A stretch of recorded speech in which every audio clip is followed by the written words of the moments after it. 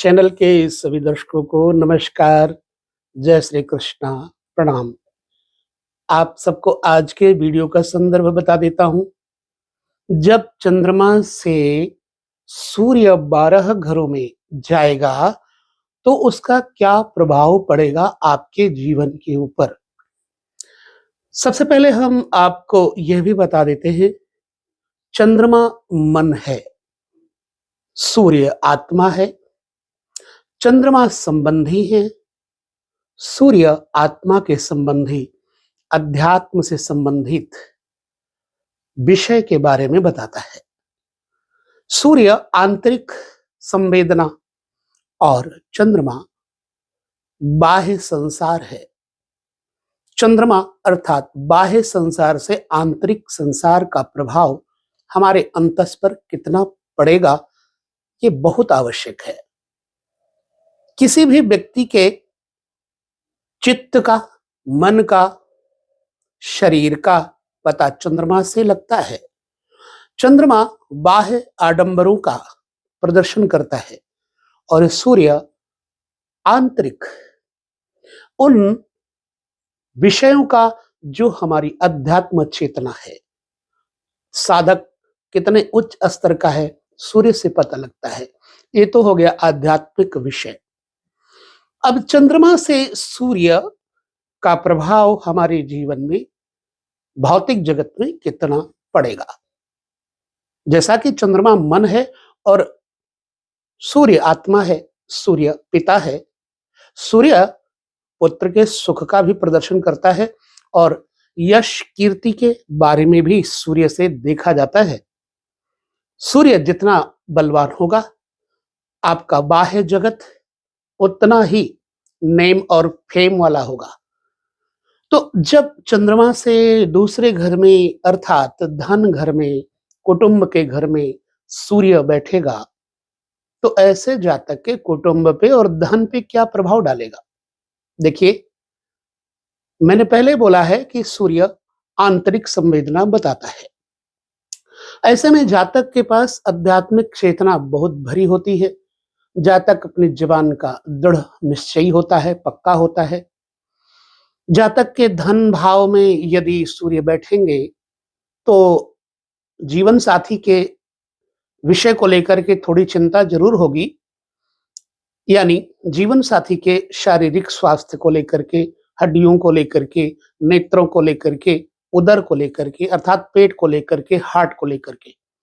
जबकि जब दूसरे घर में सूर्य बैठेगा चंद्रमा से तो उसका दिखावा सांसारिक नहीं होगा, वो अपनी गंभीरता लिए होगा। ऐसा व्यक्ति बिल्कुल बाहरी आडंबर नहीं पसंद करेगा। जैसा उसका अंतर होगा वैसा बाहर होगा। अंदर बेशक वो थोड़ा सा चंचल हो, लेकिन बाहरी चंचलता उसके पास नहीं रहती। बाहर यश और कीर्ति से उसका जीवन हरा भरा रहता है और ऐसा व्यक्ति अपने बाल बच्चों पर, अपने कुटुंब पर शासन की भांति उनको सन्मार्ग देने के लिए बड़ी कठोरता दिखावा करता है, परंतु अंदर से बड़ा मजबूत करता है। ऐसे लोगों का जो परिवार है, कुटुंब है, वो इनके अगर अंडर में रहता है तो ये कभी भी उसको बाहरी बदनामियों से बचाता है और बाहरी बदनामियों से बचाने के अलावा काफी आंतरिक सुरक्षा प्रदान करता है। यदि चंद्रमा से दूसरे घर में सूर्य होगा तो व्यक्ति धनाढ्य भी होता है, थोड़ा नेत्र विकार हो जाता है और कम बोलता है। ऐसा व्यक्ति बोलेगा तो आग उगलेगा। अब सूर्य का प्रभाव चंद्रमा से तीसरे घर में कैसा रहेगा। यदि तीसरे घर में सूर्य चंद्रमा से रहेगा तो तीसरा घर बल, पराक्रम, पौरुष, साहस, धैर्य का है। ऐसे में जातक को साहस, धैर्य का बड़ा प्रदर्शन करना पड़ेगा और वास्तव में ऐसा व्यक्ति धैर्यशाली होता है, पुरुषार्थी होता है। बड़ों बड़ों की जबान खुलवाने में ये बड़ा समर्थशील होता है और जातक सरकारी उच्च राजकीय स्तर पे अपने आप को विस्थापित करने में चूक नहीं करता है। पढ़ाई लिखाई में अपनी सफलता हासिल करके समाज में दिखाता है। तीसरे घर में सूर्य जब होगा तो ऐसे व्यक्ति के छोटे भाई से विचारधाराएं कम मिलती हैं। हालांकि छोटा भाई होता जरूर है तीसरे घर में। यदि सूर्य पर कोई बुरे ग्रह, शत्रु ग्रह की दृष्टि ना हुई तो छोटा भाई होगा, और छोटा भाई भी यशस्वी कीर्तिमान होगा। बहनें कम होती हैं छोटी, और ऐसा व्यक्ति जो बोलेगा सच बोलेगा। इसके मित्र बड़े खराब नहीं होते, बड़े अच्छे विचारक होते हैं मित्र, ये मेरा मानना है। सूर्य जब तीसरे घर में होगा तो जातक लेखन विद्या का बड़ा सकुशल प्रदर्शन करता है, यानी बहुत ही अच्छी लेखनी होती है उसकी, ओजस्विता होती है, कलम का माहिर होता है, और कलम का बादशाह कह दिया जाए तो बुरा नहीं होगा। ऐसे में जातक के जो स्वभाव से उसके संबंधी बड़े प्रभावित रहते हैं, और मित्र भी बड़े प्रभावित रहते हैं। हस्त क्रिया, हस्त लाघव में ऐसा व्यक्ति वीर होता है। और यदि सूर्य तीसरे घर में होगा तो धर्मनिष्ठ भी बनाएगा। तीसरा घर पराक्रम है, मित्र है, साहस है, तो धर्मनिष्ठ भी बनाएगा, क्योंकि तीसरे घर पे बैठे हुए सूर्य की दृष्टि विद्या के घर, धर्म के घर, नवे घर पे पड़ती है। कदाचित पिता के साथ इसकी विचारधाराएं थोड़ी कम मिलती हैं। यदि यहीं पर चंद्रमा से सूर्य चतुर्थ स्थान पे चला जाए तो मातृ पक्ष को थोड़ा कष्ट देता है। मातृ पक्ष से कष्ट होता है, यानी माँ का स्वास्थ्य बाधित रहता है। हड्डियां और नेत्र, केश, सिर, ब्लड प्रेशर हाई होना इत्यादि। और ऐसे जातक के जीवन में घर के भीतर आग लगने का भय बना रहता है। प्रायः ऐसा जातक घर में अपने सोता नहीं है, अधिकतर उसको बाहर ही रहना पड़ता है। अब चाहे किसी कारणवश, चाहे व्यवसाय के कारण, चाहे नौकरी के कारण, ट्रांसफर के कारण, यानी वो अपने घर में सो नहीं पाएगा। ज्यादातर इस व्यक्ति को किराए के मकानों में रह करके सुकून मिलेगा। भ्रमणशील होगा, पहाड़ी क्षेत्रों में, पर्वतीय क्षेत्रों में, वन्य क्षेत्रों में ये घूमने का शौकीन होता है। हालांकि धीर वीर तो होता ही है। चंद्रमा से सूर्य पंचम में जाएगा तो पुत्र चाहे जितने हो, लेकिन सुख एक ही पुत्र देगा। संभवतः 2 ही बच्चे होते हैं ऐसे लोगों के, बेटा और बेटी, परंतु कई बार सूर्य पर शुभ ग्रह की दृष्टि पड़ने से 2 पुत्र भी हो जाते हैं। परंतु लग्न कुंडली में सूर्य पंचम में होगा तो पुत्र एक ही होता है। और चंद्र कुंडली के हिसाब से, चूंकि चंद्र कुंडली गोचर भी है, लेकिन आपकी जन्म कुंडली के साथ साथ चंद्र कुंडली से बैठे हुए ग्रहों का प्रभाव आपके बाह्य जगत पर जरूर पड़ता है। ऐसे में पंचम में बैठा हुआ सूर्य जातक के पास धन, संपत्ति, समृद्धि, आध्यात्मिक उन्नति इत्यादि तो देगा ही देगा। और यह व्यक्ति बहुत ही कुशल साधक भी होता है, उच्च श्रेणी का।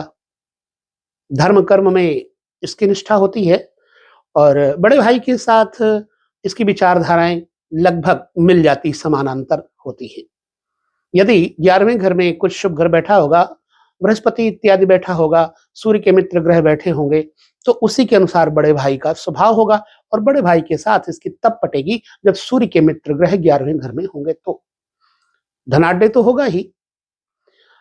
और ये सरकारी नौकरियों में ज्यादातर देखे जाते हैं। पंचम भाव में बैठा हुआ सूर्य चंद्रमा से जातक के पेट में थोड़ा गैस इत्यादि बनाता है। और धन संपत्ति के लिए तो चलिए ठीक है। नाभि चक्र पे यदि ऐसा जातक अपनी चेतना को जगाए तो उच्च कोटि का साधक हो जाता है। चंद्रमा से ठीक अगर 6ठे घर में सूर्य होंगे तो जातक बलवान, श्रेष्ठ, शत्रुओं पर विजय प्राप्त करने वाला, और कभी कभी ऋण हो जाता है। धर्म कर्म निभाते निभाते इस व्यक्ति के पास ऋण होना कोई बड़ी भारी बात नहीं है, परंतु सदैव ये ऋणी नहीं रहता। मतलब ये व्यक्ति अपने ऋण को पूर्ण कर लेता है, और प्रायः स्पष्टवादी होने के कारण इसके शत्रु इससे भयभीत रहते हैं। इसके सामना करने की क्षमता उनके पास नहीं होती है। फिर मैं कहूंगा पेट का रोग जरूर देगा। 6ठे घर में सूर्य होगा तो भी, और ये भोगी प्रवृत्ति का नहीं होता। और यदि देखा जाए तो ये अपने धर्मशीलता के अनुसार अपनी पत्नी को संतुष्ट करने की शारीरिक क्षमता रखता है। छठे घर में सूर्य चंद्रमा से बैठा हुआ होगा, तो ऐसा जातक आध्यात्मिक संगीत चेतना में ज्यादा रुचि रखेगा और लौकिक सांसारिक वृत्तियों में इसकी आदतें बुरी नहीं होंगी। परंतु एक बात बताऊं, चंद्रमा से सप्तम स्थान पर बैठा हुआ सूर्य अवश्य ही पत्नी के साथ मनमुटाव करता है। ऐसे जातक जिसका सप्तम स्थान पर सूर्य बैठा होगा, आप देख लीजिएगा, ये मेरा ट्राई किया हुआ है, रुपये में 90 पैसे मैंने देखा है। जिसका सूर्य सप्तम भाव में बैठा होगा, उसके सामने वाला पड़ोसी, मोहल्ले का सामने वाला घर इससे 2 गुना ऊंचा बना होगा। अपने सामने वाले को ये प्रफुल्लित करता है, प्रसन्न करता है, अपने सामने वाले व्यक्ति को ये संपन्नता देता है। ऐसे में ऐसा जातक व्यापार करे तो सिंगल करे, कभी भी किसी के साथ जुड़ करके पार्टनरशिप ना करे, नहीं तो पार्टनरशिप सफल नहीं होता। सप्तम घर में बैठा हुआ सूर्य जातक को बहुत ज्यादा भोगी नहीं बनाता, लेकिन कभी कभी सूर्य सप्तम हो जाए तो ऐसे व्यक्तियों का सूर्य नीच सप्तम में हो ही जाता है, तो अपयश मिलता है, व्यर्थ में कलंक इसको लगता है। चाहे ये करे कुछ भी ना, लेकिन इसको कलंक मिल जाता है। 7वें घर में बैठा हुआ सूर्य चाहे लग्न कुंडली में हो चाहे चंद्र कुंडली में हो, जातक के सिर में दर्द रहा करेगी। और जातक को अभी चंद्रमा पर सूर्य के साथ मैं लेकर के देखूंगा कि और क्या असर होता है। चूंकि सप्तम बैठा हुआ सूर्य, पत्नी से मनमुटाव की स्थिति जरूर मैंने देखा है। अच्छा, सूर्य अष्टम हो जाए तो भी सूर्य यश कीर्ति में धब्बा लगाता है। अष्टम में बैठा हुआ सूर्य शत्रु कारक स्थान पे बैठा होने के कारण सूर्य कभी कभी अस्त हो जाता है। ऐसे लोग प्रायः रात्रि में समुन्नत कार्य करने में सफल होते हैं। एकांत प्रिय आदत होती है इनकी, और अपनी चेतना को ईश्वर की चेतना से जोड़ने का प्रयास ये एकांत में अवश्य ही करते हैं। सफल होते हैं, परंतु कुटुंब के मामले में बहुत सफल नहीं होते। अष्टम स्थान में बैठा हुआ सूर्य कुटुंब को शासन नहीं पसंद करता है। ऐसे लोगों का कुटुंब इनके साथ बहुत प्रसन्न नहीं रहता, क्योंकि थोड़ा नीरस होते हैं। अष्टम में बैठा हुआ सूर्य संतान को भी बहुत सुख संतान से नहीं लेने देता। हड्डियां, नेत्र और त्वचा इत्यादि में, केश इत्यादि में भी, दांत इत्यादि में भी ये कभी कभी पीड़ा बना देता है। चंद्रमा से यदि सूर्य नवम बैठे होंगे तो जातक समृद्धशाली होगा, पिता के वचनानुसार अपने कर्म को करने वाला जातक होगा। ऐसा जातक पिता के कथन के अनुसार विद्यार्थी जीवन में सफल होता है और बड़े बुजुर्गों का सम्मान करके ये अपने आप को यशस्वी बनाता है। पुनः धर्म मंदिर, धर्मार्थ कार्य करने में सफल होता है और बड़ी बड़ी सोसाइटी का यह व्यक्ति मेंबर बन करके अपनी उदारता के साथ कई लोगों को उच्च शिखर पर पहुंचाने में बड़ी सहायता करते देखा जाता है, यदि 9वें घर में सूर्य होगा।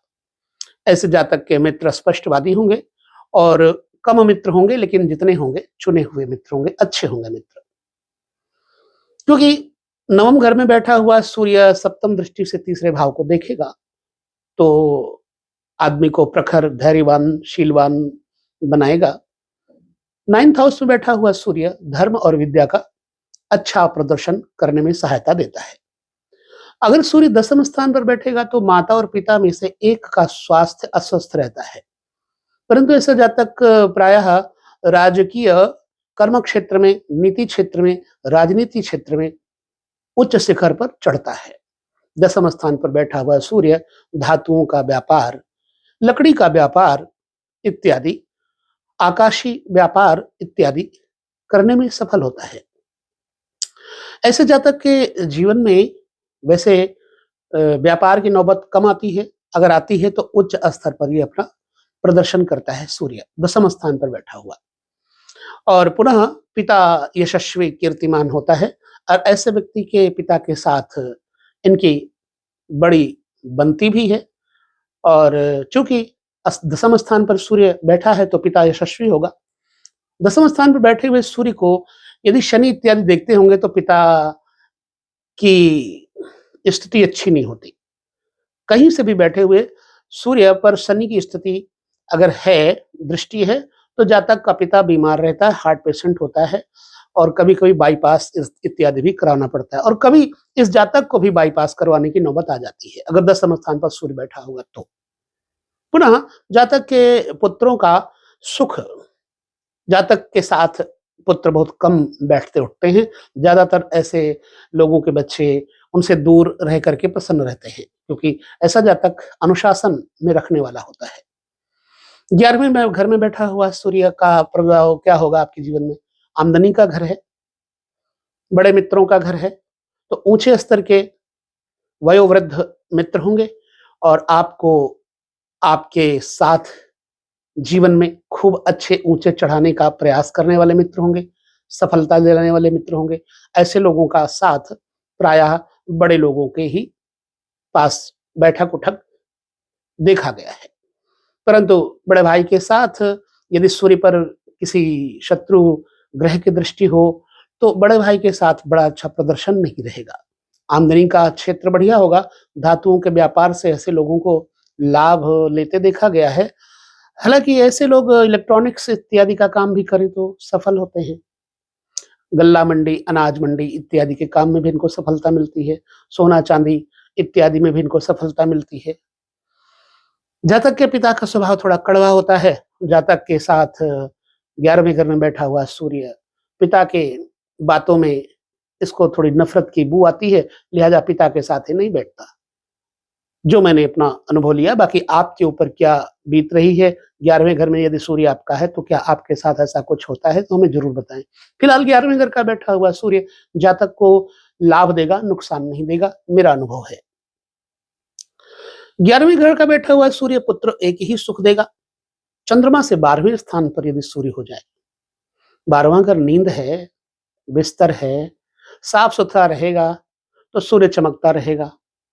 गंदगी रहेगी, तो सूर्य अर्थात नेत्र, मुख, यश, अपकीर्ति हो जाएगी और नशेबाजी की, व्यसन की आदत हो जाती है। ऐसा जातक एक स्त्री से संतुष्ट नहीं होता। अपनी स्त्री से खास तौर से इसकी विचारधाराएँ नहीं मिलती अथवा इसकी स्त्री लड़ाकू होती है।